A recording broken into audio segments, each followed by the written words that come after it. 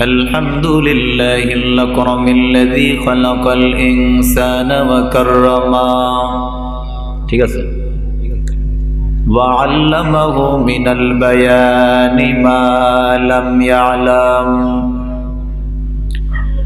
فسبحان الذي لا يحصى امتنانه باللسان ولا بالقلم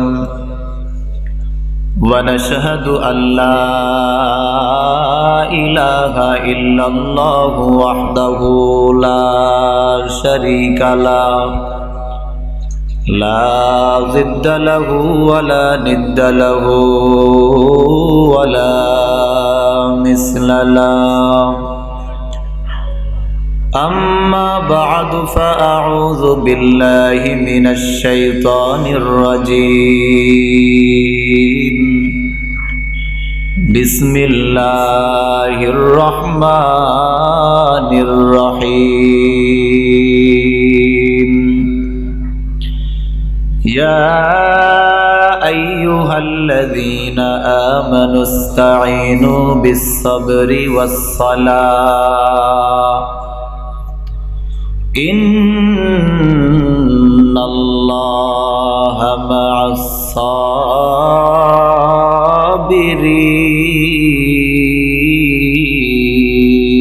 الصابرين قال رسول الله صلى الله عليه وسلم بني الإسلام على 5 شهادة أن لا إله إلا الله وأن محمد رسول الله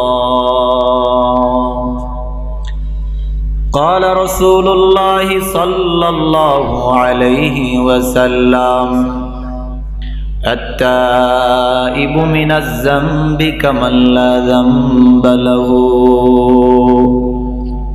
إلى حديث الأخرى كل بني آدم خطاء كل بني آدم خطاء وكلكم خطاؤون التوابون قال رسول الله صلى الله عليه وسلم إذا صلحت صلح الجسد كله وإذا فسدت فسد الجسد كله ألا وهي القلب تکبیر میں کلمہ میں نمازوں میں اذا میں تکبیر میں کلمہ میں نمازوں میں اذا میں ہے نام الہی سے ملا نام محمد ہے نام الہی سے ملا نام محمد فرماتے ہیں آدم کا مجھے خلد تری میں فرماتے ہیں آدم کو مجھے خلد تری میں لکھا ہوا تو باب ملا نام محمد لکھا ہوا تو باب ملا نام محمد ہر رنگ میں تو ہر بو میں تو ہر جا میں تو ہر دم ہر رنگ میں تو ہر بو میں تو ہر جا میں تو ہر دم دیکھتا ہو جدھر چاہتا ہوں اب کی رحم و کرم دیکھتا ہو جدھر چاہتا ہوں اب کی رحم و کرم میں دور ہوں مجبور ہوں آئے سید عالم دیدار دکھا دے نہیں آواز سنا دو دیدار دکھا دے نہیں آواز سنا دو لا الہ জোরে লা ইলাহা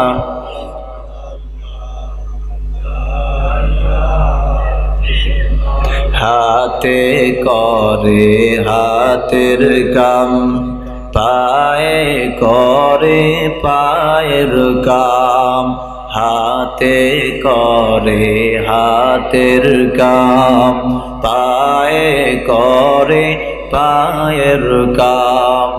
জবানে সদা বলো হে মুমিন, জবানে সদা বলো হে মুমিন, আল্লাহ পাকের জাতি নাম লা ইলাহা, জোরে লা ইলাহা। ذکر حق آمد گرائی روح را، مرحمہ مدعی دل مجروح را، دل جو خالی یاد حق سے اے جوان، کھانا اے شیطان ہے دل بے اما، لا الہ ইল্লাল্লাহ, লা ইলাহা ইল্লাল্লাহ, লা ইলাহা ইল্লাল্লাহ, মুহাম্মাদুর রাসূলুল্লাহ। সবাই বলুন সাল্লাল্লাহু আলাইহি ওয়াসাল্লাম। আলহামদুলিল্লাহ, আয়োজিত বিশ্বাসকান্ডা জামে মসজিদের উদ্যোগে চতুর্থ বার্ষিক ওয়াজ ও দোয়ার মাহফিল আজ 4 জানুয়ারি 2025 ইংরেজি, রোজ শনিবার। আজকের মাহফিলের প্রধান বক্তা জনাব হযরত মাওলানা শফিকুল ইসলাম সাহেব দামাত বারাকাতুহুল আলিয়া, নায়েবে মুহতামিম কাউলিবেরা মাদ্রাসা। আল্লাহ তাআলা হুজুরকে গোটা বিশ্বে দিন প্রচার করার মতো তৌফিক দান করেন, সবাই পড়েন আমিন।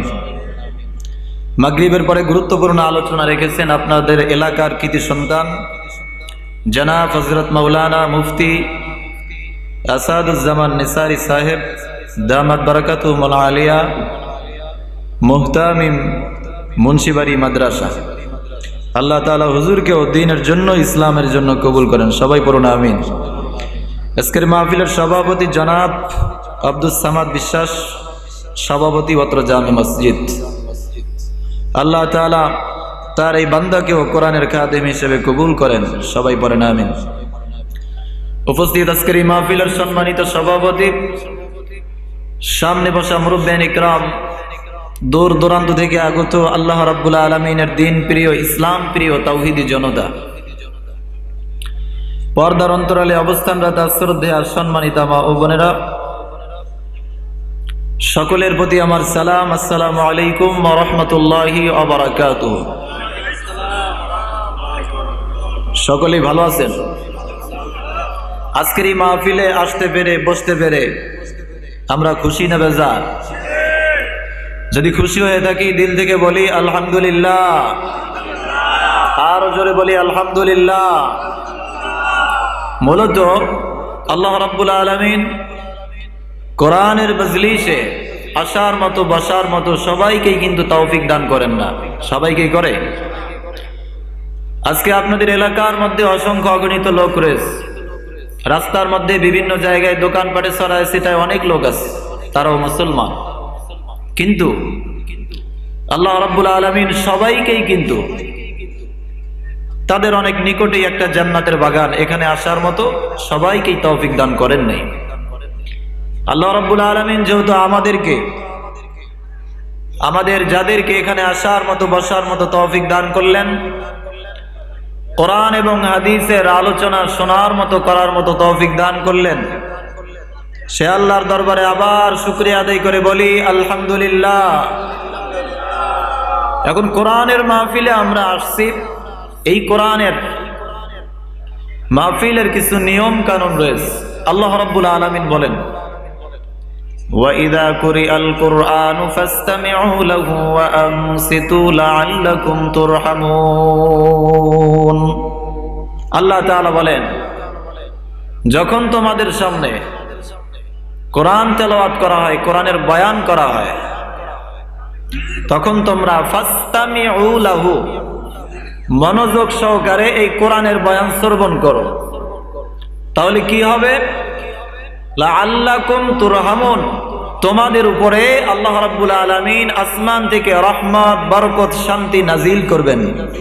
সুবহানাল্লাহ।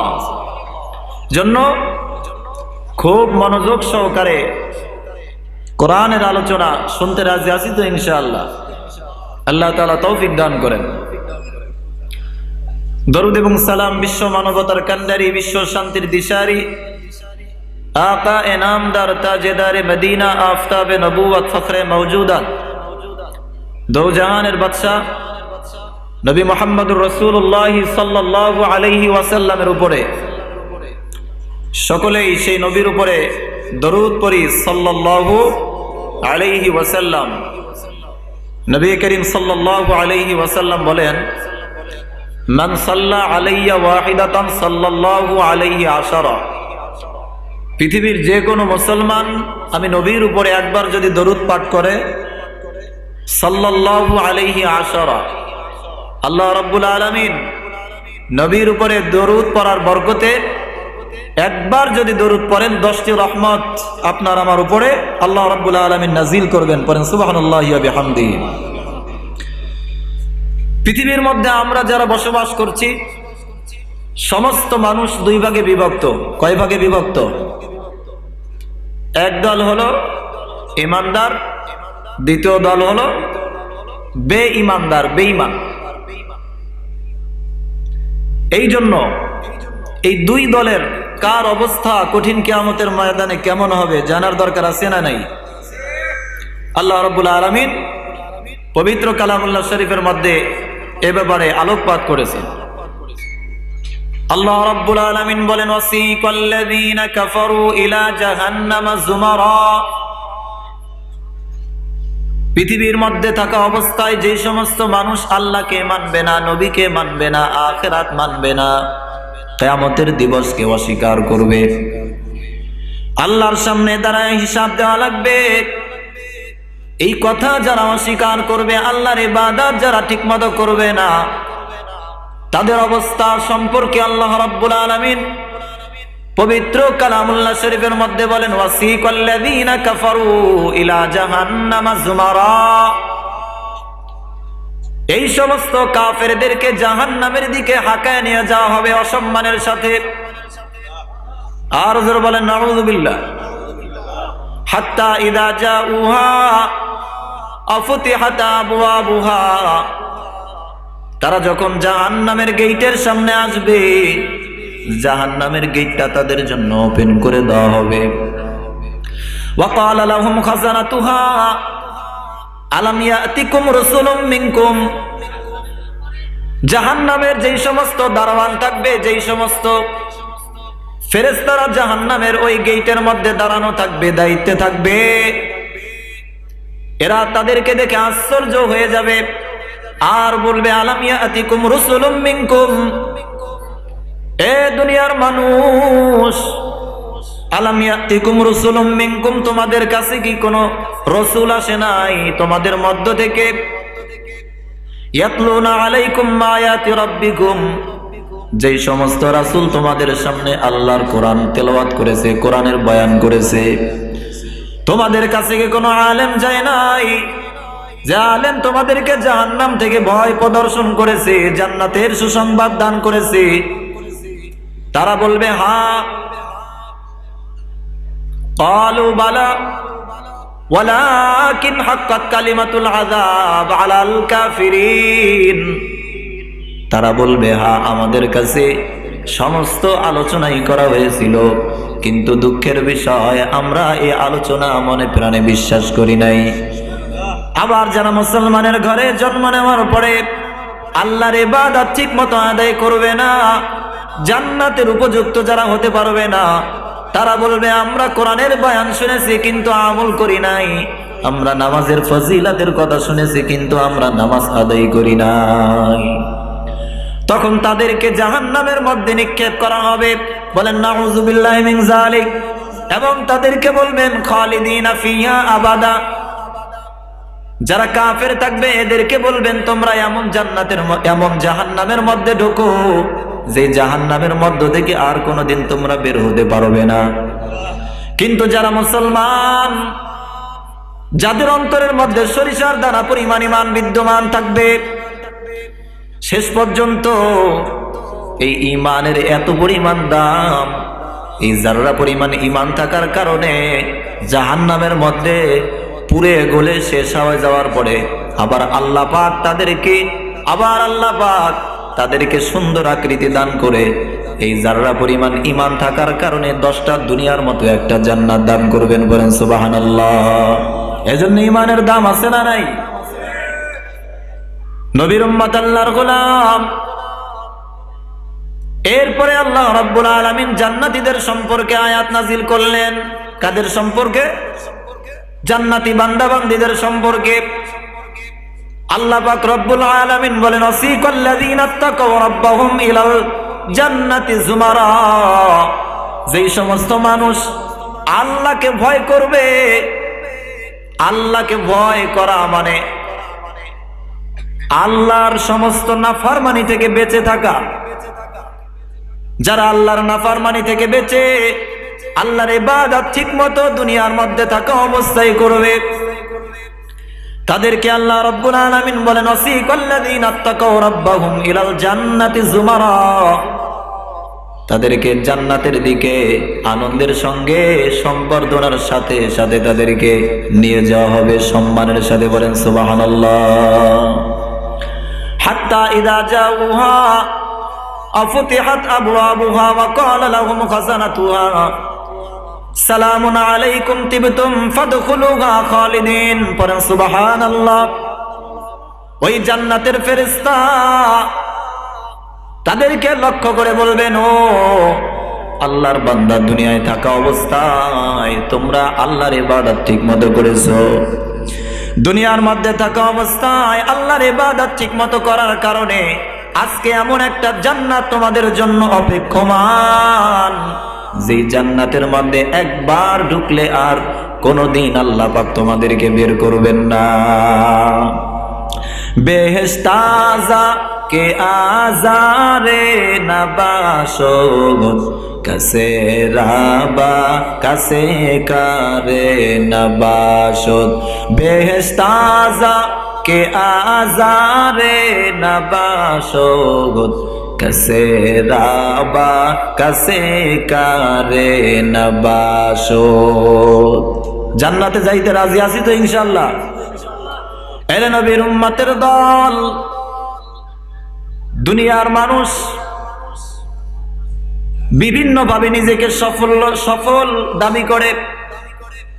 কেউ মনে করে সম্পদ থাকলেই মনে হয় ওই বান্দা সফল, কেউ মনে করে দুনিয়ার ক্ষমতা থাকলেই মনে হয় সে সফল। কিন্তু আল্লাহ বলেন, না না, পৃথিবীর সব মানুষ যদি নিজেকে সফল বলে দাবি করে, আল্লাহ পাক যদি তাকে সফল না বলে, এই ব্যক্তি যতই দাবি করুক আল্লাহর দরবারে কখনোই সম্মানিত হতে পারবে না। ঠিক কিনা? তবে মুসলমান, পৃথিবীর মধ্যে কারা সফল, পৃথিবীর মধ্যে সম্মানের মাপকাঠি কি, আল্লাহ পাক সেটাও বলে দিলেন। ইন্না আকরামাকুম ইনদাল্লাহি আতকাকুম। আল্লাহ পাক রব্বুল আলামিন বলেন, এই পৃথিবীর মানুষের মধ্যে, সমস্ত মানুষের মধ্যে যেই ব্যক্তি আল্লাহকে যত বেশি ভয় করবে, এই ব্যক্তির দাম আল্লাহর কাছে সব থেকে বেশি। পড়েন সুবহানাল্লাহ। এর নবীর উম্মতের দল, এলাকার একটা ফকির, পৃথিবীর মধ্যে যদি তার কোনো সম্পদ না থাকে, কিন্তু এই ব্যক্তির মনে যদি আল্লাহর ভয় থাকে, এই ব্যক্তি যদি আল্লাহর ইবাদত ঠিকমতো আদায় করে, আল্লাহ পাক বলেন এই এলাকার সব থেকে ধনী লোকটা, এই ব্যক্তি যদি আল্লাহকে ভয় না করে, আল্লাহর ইবাদত না করে, ফকির আল্লাহর ইবাদত করার কারণে এই ফকিরের দুনিয়াতে কোনো দাম না থাকতে পারে, আল্লাহর দরবারে ওই ধনীর থেকে লক্ষ কোটি গুণ বেশি দাম এই ফকিরের রয়েছে। পড়েন সুবহানাল্লাহ। এর নবীর উম্মতের দল, এই জন্য আমাদের খাঁটি মুসলমান হতে হবে। হবে কি হবে না? খাঁটি মুসলমান হতে হবে। এর নবীর উম্মতের দল, আল্লাহর গোলাম পয়গম্বর আরবি সাল্লাল্লাহু আলাইহি ওয়াসাল্লাম বলেন, ইযা সালুহাত সালুহাল জাসাদু কুল্লু ওয়া ইযা ফাসাদাত ফাসাদাল জাসাদু কুল্লুহু আলা ওয়া হিয়াল কলব। নবী করিম সাল্লাল্লাহু আলাইহি ওয়াসাল্লাম বলেন, প্রত্যেকটা মানুষের মধ্যে একটা গোশতের টুকরা আছে। এই গোশতের টুকরা মানুষ জন্ম লাভের পরে সাদা থাকে, তার উপরে যখন নামাজ ফরজ হয়, রোজা ফরজ হয়, এই ব্যক্তি তার উপরে নামাজ ফরজ হওয়ার পরে যদি নামাজটা ছেড়ে দেয়, রোজা যদি ছেড়ে দেয়, বা একটা যদি গুনাহ করে, প্রত্যেকটা গুনাহ করার কারণে আল্লাহ পাক রব্বুল আলামিনের নবী বলেন, এক একটা করে গুনার কারণে একটা করে কালো দাগ এই সাদা গোশতের টুকরার উপরে পড়ে যায়। বান্দা যত পরিমাণ গুনাহ করে তত পরিমাণ কালো দাগ অন্তরের মধ্যে পড়ে যায়। নবীর উম্মতের দল, আল্লাহর গোলাম, এই সাদা অন্তর, সাদা গোশতের টুকরা যখন গুনাহের কালোয় কালিতে পরিণত হয়ে যায়, পরিপূর্ণ হয়ে যায়, তখন এই বান্দার সামনে গুনাহকে আর গুনাহ মনে হয় না, গুনাহটাকেই বান্দা আনন্দের সাথে উপভোগ করে, গুনাহটাকেই আনন্দের সঙ্গে করে। কিন্তু আপনার সামনে গুনাহকে গুনাহ তখনই মনে হবে যখন আপনার অন্তরটা সাদা থাকবে। কি থাকবে? অন্তরটা যখন সাদা থাকবে তখন আপনার কাছে গুনাহকে গুনাহ মনে হবে। এখন আমরা বলতে পারি অন্তরটা এমন একটা জায়গায় অবস্থিত যে জায়গার মধ্যে ধরা যায় না, ছোঁয়া যায় না। এই অন্তরটা পরিষ্কার করার হাতিয়ার কি?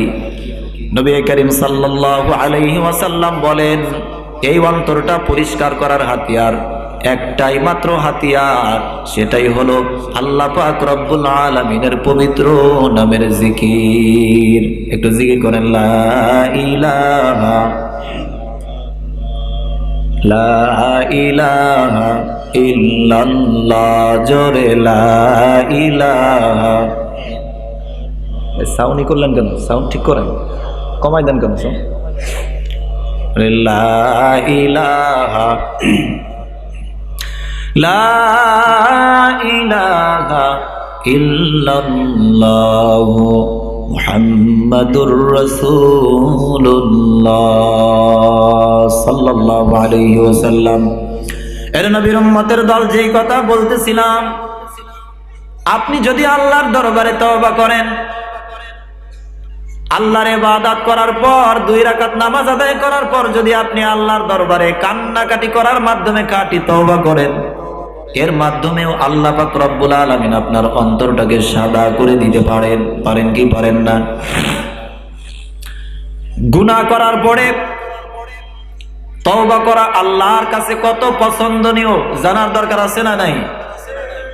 নবী করিম সাল্লাল্লাহু আলাইহি ওয়াসাল্লাম বলেন, আত্তাইবু মিনাজ যামবি কামাল্লা যামবালা। গুনাহগার ব্যক্তি যখন আল্লাহর দরবারে তওবা করবে, বান্দা যখন কোন বান্দা গুনাহ করার পর যদি আল্লাহর দরবারে তওবা করে, এই ব্যক্তি অবস্থা এমন হয়ে যায় কেমন জানি বান্দা জীবনে কোনোদিন গুনাহই করে নাই, জীবনে কোনোদিন যেন গুনাহই করে নাই, এমন অবস্থা হয়ে যায়। তো মুসলমান ইমানদার আল্লাহর গোলাম, এত বড় সুযোগ রাখছেন আল্লাহ পাক রব্বুল আলামিন, এই জন্য আমাদের তওবা করার দরকার আছে না নাই? নবী করিম সাল্লাল্লাহু আলাইহি ওয়াসাল্লাম বলেন, লাল্লাহু আশাদ্দু ফারহান বিতাওবাতি আবদি হিনা ইয়াতুবু ইলাইহি। নবী করিম সাল্লাল্লাহু আলাইহি ওয়াসাল্লাম বলেন, সাহাবায়ে কেরাম শুনে রাখো, তওবা করলে আমার আল্লাহ পাক কত খুশি হন, কত খুশি হন। নবী করিম সাল্লাল্লাহু আলাইহি ওয়াসাল্লাম উদাহরণ দিতে গিয়ে বলেন, ও সাহাবায়ে কেরাম, এ আরবের মধ্যে বিশাল বড় বড় মরুভূমি, একদিনে যার আগামাথা খুঁজে পাওয়া যায় না, আছে না নাই? আরবে মরুভূমি আছে না নাই? নবী করিম সাল্লাল্লাহু আলাইহি ওয়াসাল্লাম বলেন, ও সাহাবায়ে কেরাম, বিশাল বড় মরুভূমির মধ্যে একজন লোক একটা উট নিয়ে রওনা করছে। ওই উটের মধ্যে ওয়ালাইহা তাআমুহু ওয়া শারাবুহু, উটের পিঠের উপরে খাবার ছিল, উটের উপরে সমস্ত তার সামগ্রী ছিল। এই ব্যক্তি চলতে চলতে যখন ক্লান্ত হয়ে গেল, মরুভূমির মধ্যখানে যাওয়ার পরে উটটা কোনো কিছুর সঙ্গে না বেঁধেই বান্দা বিশ্রাম নিতে শুরু করলো। বিশ্রাম নিতে নিতে এই ঘুমের মধ্য দিয়ে তার উটটা তার কাছ থেকে পালায়া চলে গেছে। আল্লাহর বান্দা ঘুম থেকে ওঠার পরে দেখে উটটা তার কাছে নাই। আল্লাহর বান্দা এত পরিমাণ কান্না করে। নবী বলেন, ও সাহাবায়ে কেরাম শোনো, এই বান্দা কান্না করে, এত পরিমাণ কান্না করতে করতে ক্লান্ত হয়ে গেছে। আবার ক্লান্ত হয়ে বান্দা কান্না করতে করতে ঘুম হয়ে গেছে। এই ঘুম থেকে উঠার পর আল্লাহর বান্দা দেখে তার উটটা আগের জায়গার মধ্যে তার মাথার পাশে হাজির হয়ে আছে। পড়েন সুবহানাল্লাহ। নবী বলেন, ও সাহাবায়ে কেরাম শোনো, এই মানুষটা উট না পাইলে মরুভূমির রৌদ্রের তাপের মধ্যে পিপাসায় পিপাসিত হইয়া ক্ষুধার যন্ত্রণা সহ্য করতে না পারিয়া এই বান্দা মৃত্যুর দুয়ারে চলে যাইত, মৃত্যুবরণ করত। কিন্তু এই ব্যক্তি যখন দ্বিতীয়বার উটটা পেয়ে গেল, এই ব্যক্তির আর মৃত্যুর কোনো সম্ভাবনা রইল না। আল্লাহর বান্দা উটটা পাওয়ার পরে দ্বিতীয়বার এত পরিমাণ খুশি হয়েছে। খুশি হওয়ার পরে আল্লাহ পাককে লক্ষ্য করে বললেন, ও আল্লাহ পাক রব্বুল আলামিন, তুমি আমার গোলাম, আমি তোমার মালিক। বলেন নাউজুবিল্লাহ মিন যালিক। কি বলছে আল্লাহ পাককে? তুমি আমার গোলাম, আমি তোমার মালিক। নবী বলেন, আখতা মিন সিদ্দাতিল ফরাহ, মুসলিম শরীফের হাদিস, সহিহ হাদিস। এই কথা সে কেন বলছে? সে বলবে, হে আল্লাহ, আমি তোমার গোলাম, তুমি আমার মালিক। কিন্তু এই ব্যক্তি ভুলে উল্টা বলছে। কেন?